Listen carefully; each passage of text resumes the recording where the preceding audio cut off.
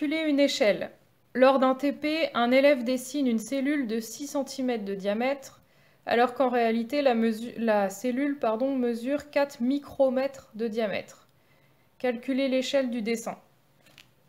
Donc on sait qu'il y a proportionnalité entre un dessin et la réalité. Donc on va regarder sur le dessin ce qui se passe.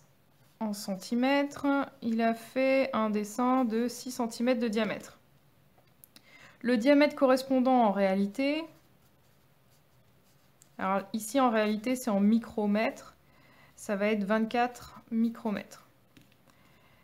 Connaître l'échelle, c'est savoir la mesure pour 1 cm sur le dessin.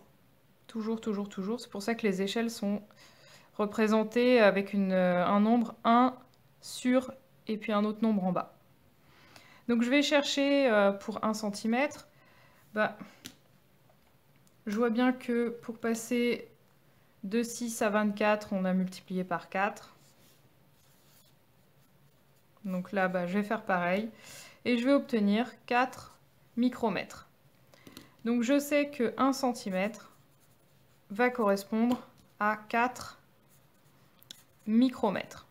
Si je veux représenter l'échelle comme une fraction avec 1 sur quelque chose, comme je viens de parler, il faut absolument mettre le 1 en centimètres, on l'a, mais aussi le sur quelque chose en centimètres. Il faut absolument que ce soit dans la même unité.